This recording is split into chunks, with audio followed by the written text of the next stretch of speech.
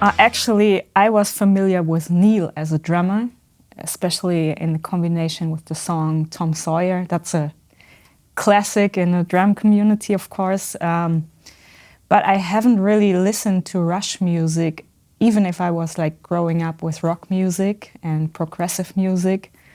But for some reason, I never stumbled into the Rush catalog.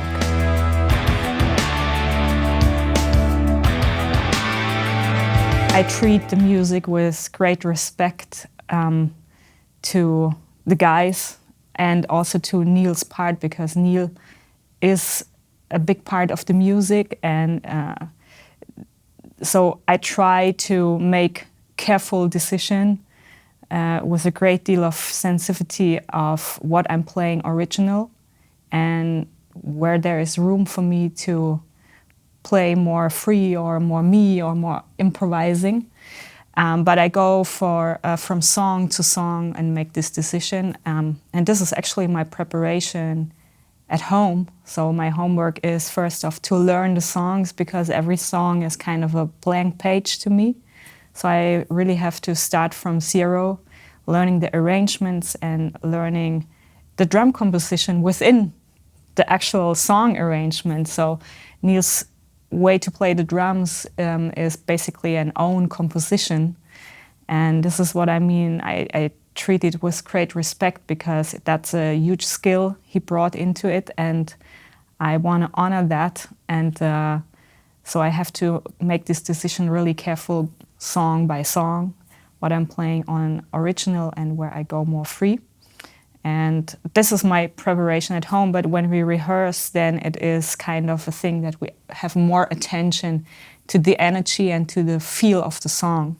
And then we look back if my decisions were like working out or if there is anything to adjust.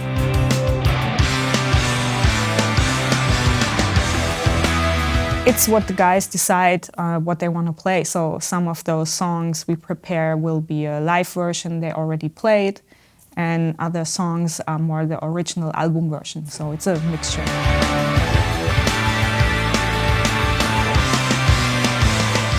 Oh, I cannot leak any of the songs we play.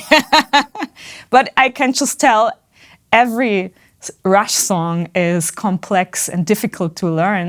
It's so rich of details in every way. I mean, the arrangement itself is full of details, but the drum parts are full of details. So it's complex and a lot of things to learn and to memorize. So.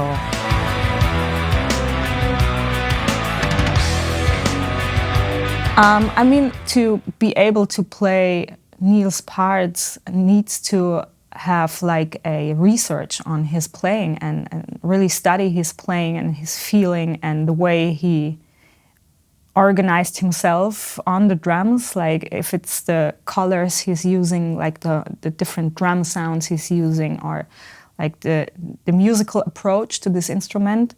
And while studying all of that, I learned a lot, of course, especially about his way of composing the drum parts is really interesting to me, because I love doing that on my own music too. And he is really, really good in that. And I learned a couple of things already, which I might adapt to my music at some point. So yeah, definitely learning things while studying his parts and the music.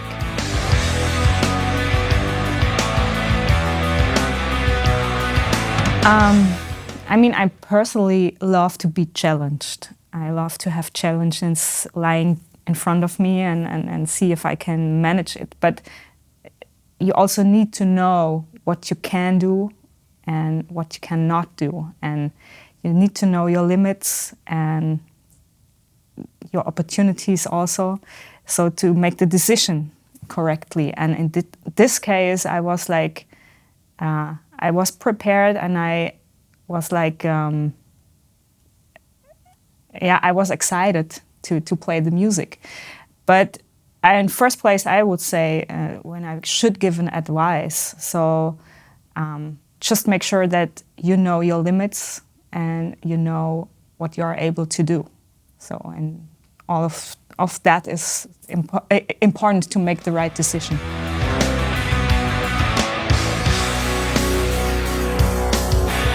I mean, if you know those two guys, they are so funny and they're so human, you know, and that made it really easy to connect to each other. So they treated me immediately from first minute on, like on the same level. And that, like, I mean, there are legends. They could be whatever, like, whatever, arrogant or whatever. They are not.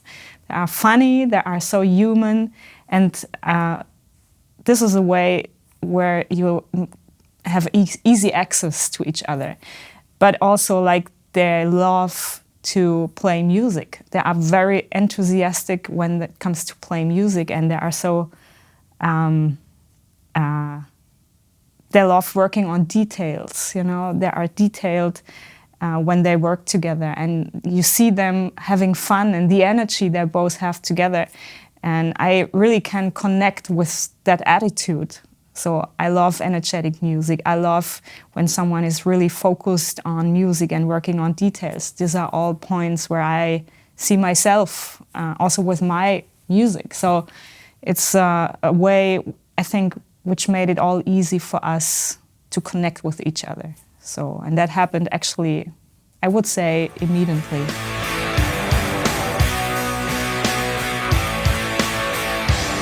Oh, it's a tough question. But I think if you don't take yourself too seriously, that definitely helps. In the end, we play music, you know. It's not that we take care of someone's health, you know. It's like we play music, and music is based on emotions. So if you are up to connect with each other, I mean, this is a huge skill, to listen closely to what others say and not, you know, standing above everything. So I think keep your ego low helps, maybe, as a huge skill.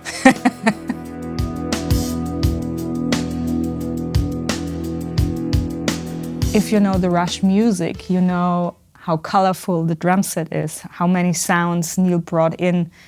If you look back on all those live shows, which you can see on YouTube, you see these huge setups, and depends on what area those shows happened.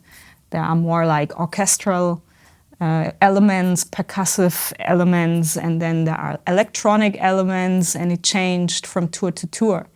So as we play a lot of shows, I will also have, of course, a lot of those colors in my setup. So you can expect a kit which covers everything which is needed to sound like Rush.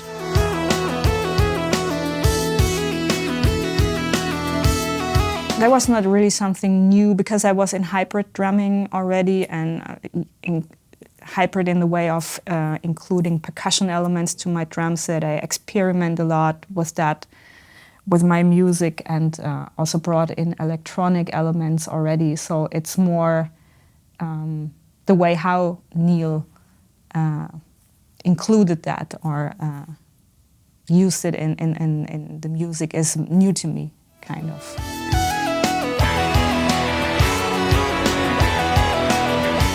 Oh, be prepared. Be prepared for some really complex music, which is totally energetic and crazy on some point, but it's really fun to listen to it, absolutely.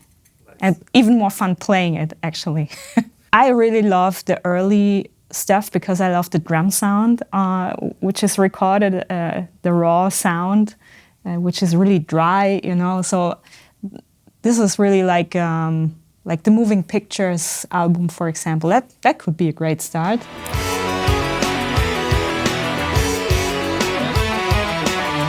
That was not really a surprise, but it was, of course, really interesting to learn about his approach. And every drummer is different in this way. So in the way of where to start a fill and what his favorite combinations of stickings are, and all of that stuff which makes his sound and him outstanding to others. So that was interesting to see and to learn about. But I was like, for many years I was into, or I am into, jazz and fusion, coming from rock music originally. So I worked myself through a lot of odd meters and groove variations. So I did my homework, so to speak, over all those years. So, but it still is always interesting how a other drummer who works with the same material, which is out there, and makes it his own. So that's the interesting part to me.